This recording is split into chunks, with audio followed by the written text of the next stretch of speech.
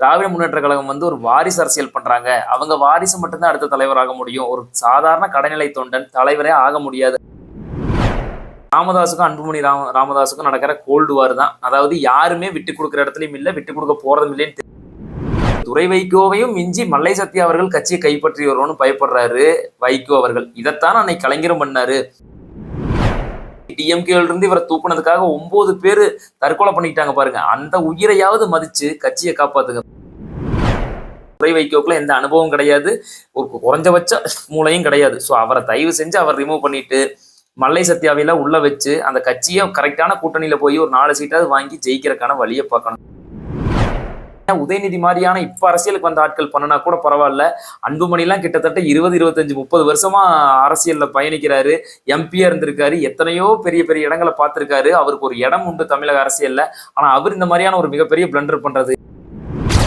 Welcome to paper roast. இந்த வீடியோல என்ன பார்க்க போறோம்னா, தமிழக அரசியல்ல மிகப்பெரிய கட்சியான திராவிட முன்னேற்ற கழகத்து மேல எப்பவுமே வைக்கக்கூடிய ஒரு குற்றச்சாட்டு என்னன்னு பாத்தீங்கன்னா, திராவிட முன்னேற்ற கழகம் வந்து ஒரு வாரிசு அரசியல் பண்றாங்க. அவங்க வாரிசு மட்டும்தான் அடுத்த தலைவராக முடியும். ஒரு சாதாரண கடைநிலை தொண்டன் தலைவரே ஆக முடியாது அப்படிங்கிற மாதிரியான ஒரு குற்றச்சாட்டு வைப்பாங்க. அதுக்கு அவங்க எந்த கட்சியில தான் வாரிசு அரசியல் இல்லை, நாங்க ஒன்றும் வாரிசு அரசியல் பண்ணல, அவரை வந்து நாங்க பப்ளிக்ல நிக்க வச்சு ஜெயிச்சா தான் நாங்க அடுத்த பதவியை கொடுக்குறோன்னு சொல்லி அவங்க ஒரு எதிர்வாதம் வைக்கிறாங்க. இது நீண்ட காலமா இருக்கு. ஆனா அந்த வாரிசு அரசியல்ங்கிற விமர்சனமோ இல்ல அந்த அவங்க பண்ற அரசியலோ அவங்களை என்னைக்குமே பாதிச்சதில்லை. அவங்க ஒரு மேல மேல போய்கிட்டே தான் இருக்காங்க. ஆனா வாரிசு அரசியல் தமிழகத்துல இன்னும் 2 கட்சிகளை டோட்டலாவே முடிச்சே விட போகுது. அப்படி வாரிசு அரசியல்னால பாதிக்கப்பட்ட 2 கட்சி என்ன, அது எதனால பாதிக்கப்பட்டதுன்னு இந்த வீடியோல டீட்டெயிலா பார்ப்போம். வீடியோ ஸ்கிப் பண்ணாம பாருங்க.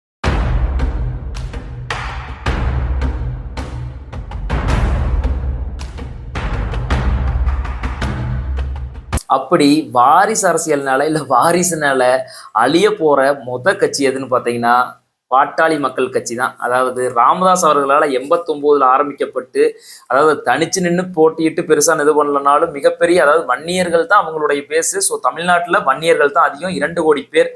ஸோ மிகப்பெரிய ஒரு தொண்டர்களை கொண்ட ஒரு கட்சி அழிய போகுது அப்படின்னா அது காரணம் ராமதாஸ் அவர்களுடைய மகனான அன்புமணி ராமதாஸ் அவர்கள் தான். இப்போ ராமதாஸுக்கும் அன்புமணி ராமதாஸுக்கும் நடக்கிற கோல்டு வார் தான். அதாவது யாருமே விட்டு கொடுக்குற இடத்துலையும் இல்லை, விட்டு கொடுக்க போறதும் இல்லைன்னு தெரிய போகுது. ஸோ கடைசியில இவங்க விட்டு கொடுக்க போறது கட்சியை தான் அப்படிங்கிறது தெளிவா தெரியுது. 2024 அதிமுக கூட்டணியில அதிமுக கூட கூட்டணி போகணும் அப்படின்னு சொல்லி ராமதாஸ் அவர்கள் விரும்பி இருக்காரு. அதான் அன்புமணி ராமதாஸ் அவர்கள் மறைமுகமா டீலிங் பேசி பிஜேபியோட கூட்டணி போயிட்டார். அதாவது காலையில ஒரு நாள் திடீர்னு எந்திரிச்சு பார்த்தா பாரத் மாதா கே ஜே அப்படின்னு சொல்லிட்டு அண்ணாமலை வந்து வாசல்ல நிக்கிறார் அப்படின்னு ராமதாஸ் அவர்கள் வெளிப்படையாவே பிரஸ் மீட்ல சொல்லியிருக்காரு. ஸோ அதனால அந்த கூட்டணி என்னாச்சு, வாஸ் அவுட் ஆனாங்க. சுத்தமா எதுவுமே எடுபடல. ஏன் அவ்வளவு, ஏன் அன்புமணி ராமதாஸ் அவர்களுடைய துணைவியார் சௌமியா அன்புமணி அவர்களே ஜெயிக்கல. ஸோ இந்த மாதிரியான ஒரு பிளண்டரான மிஸ்டேக் நீ பண்ணிட்டு, அதனால 2026 தேர்தலுடைய கூட்டணி மற்ற விவகாரத்தை நான் முடிவு பண்றேன் அப்படின்னு ராமதாஸ் அவர்கள் சொல்றாரு. அது நியாயமான கோரிக்கையும் கூட.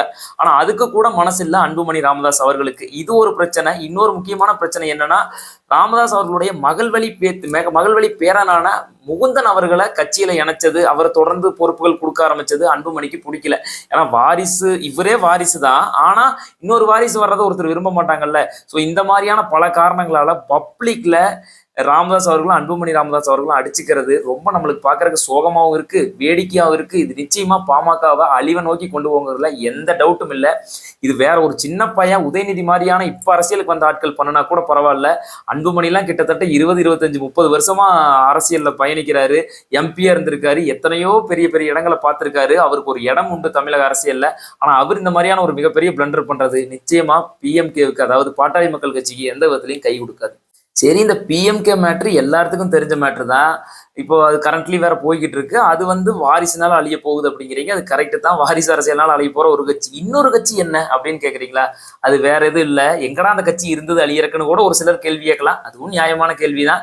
அது வேற எந்த கட்சியும் இல்லை, நம்ம மதிமுக தான். அதாவது நம்ம வைகோ அவர்கள் ஆரம்பிச்ச மதிமுக தான் அடுத்தது இதே மாதிரியான வாரிசு அரசியல்னால அழிய போற கட்சி. அதாவது இப்பவே பேருக்கு மதிமுகன்னு ஒரு கட்சி இருக்கிறது தான் தெரியும் எல்லாத்துக்குங்கிற அளவுக்கு தான் இருக்கு. ஒவ்வொரு ஊர்ல ஒரு தொண்டனாவது மதிமுக காரர் இருக்கிறானா தெரியாது அப்படிங்கிற லெவல்ல தான் இருக்கு மதிமுக. ஆனா மதிமுகன்னு ஒரு கட்சி இருந்ததாமா அப்படின்னு ஆக போறது வெகு விரைவில் இல்லைங்கிறது தெளிவா தெரியுது. அதாவது வைகோ அவர்களுடைய வரலாறு உங்க எல்லாருக்கும் தெரிஞ்சது தான். தெரியாதவங்களுக்காக ரொம்ப ஷார்ட்டா சொல்லிடுறேன். அதாவது 93 டிஎம்கேல இருந்து தூக்கப்பட்டார் வைகோ அவர்கள். அப்ப வந்து என்ன காரணம் சொல்லப்பட்டதுன்னா, எல்டிடியோட ரிலேஷன்ஷிப்ல இருக்காரு, அதனால எனக்கு உயிருக்கே ஆபத்து அப்படிங்கிற மாதிரி கலைஞர் அவர்கள் சொல்லித்தான் அவரை ரிமூவ் பண்ணாரு. ஆனா உண்மையான காரணம் என்னன்னு பார்த்தா ஸ்டாலினையே மிஞ்சி கட்சியை கைப்பற்றி வரும் அப்படிங்கிற காரணத்துக்காகத்தான் அவர் நீக்கப்பட்டதுன்னு சொல்லப்பட்டது. அதுக்கப்புறம் தனி கட்சி 94 தொடங்கினாரு. அதுக்கப்புறம் 98 என்டிஏ கூட்டணி வாஜ்பாய் கூட போய் சேர்ந்தாரு. அப்ப அம்மா ஆதரவு கொடுத்துட்டு இருந்தாங்க வாஜ்பாய்க்கு. அம்மா விலகிட்டாங்க, கலைஞர் ஆதரவு கொடுக்க ஆரம்பிச்சிட்டாரு. அதனால என்ன பண்ணிட்டார், 2001 கலைஞர் அந்த கட்சியில இருந்து கழட்டி விட்டார். இவர் என்ன பண்றாரு, 2006 போய் அம்மா கூட சேர்ந்து நின்னாரு. அதுலயும் வாஸ் அவுட். 2011 எலெக்ஷன்ல அம்மா கழட்டி விட்டாங்க. அதுக்கப்புறம் இவர் என்ன பண்ணாரு, 2 நாள் பயங்கரமா பேச்சுவார்த்தையெல்லாம் நடத்தி பொதுக்குழு எல்லாம் கூட்டி நாங்க தேர்தலையே புறக்கணிக்கிறோம் அப்படின்னு 2011 தேர்தலையே புறக்கணிச்சாங்க. அப்ப 2016 உங்களுக்கே தெரியும் ஒரு பெரிய காமெடி பண்ணாங்க மக்கள் நல கூட்டணின்னு.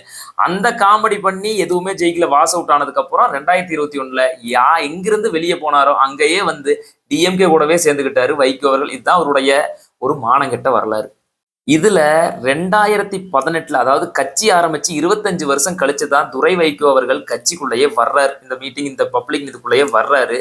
அப்படி வந்து அவருக்காக இப்போ ஒண்ணு பண்ணிக்கிட்டு இருக்காரு வைகோ அவர்கள். என்ன பண்றாரு தெரியுங்களா, மல்லை சத்யா அப்படின்னு அவர் கட்சியிலிருந்து வெளியே வந்ததுல இருந்து அவருக்கு துணை நின்ற அந்த முக்கியமான நபரை மேல நிறைய குற்றச்சாட்டுகள் தொடர்ந்து வச்சுக்கிட்டே இருக்காரு. அதாவது அவரே தாங்க முடியாம அந்த கட்சி விட்டு வெளியே போகணும் அப்படிங்கிறதான் வைகோவுடைய எண்ணம். ஏன்னா இவர் துரை வைகோவையும் மிஞ்சி மல்லை சத்யா அவர்கள் கட்சியை கைப்பற்றி வரும்னு பயப்படுறாரு வைகோ அவர்கள். இதைத்தான் அன்னைக்கு கலைஞரும் பண்ணாரு. அப்ப கலைஞர் பண்ணது கரெக்ட் தானே. அன்னைக்கு டிஎம்கேல இருந்து இவரை தூக்குனதுக்காக 9 பேர் தற்கொலை பண்ணிட்டாங்க பாருங்க. அந்த உயிரையாவது மதிச்சு கட்சியை காப்பாத்துங்க. பாவம், உங்களுக்காக தற்கொலை பண்ணிட்டு அந்த 9 பேர்த்துக்கு ஒரு மரியாதை கொடுங்க.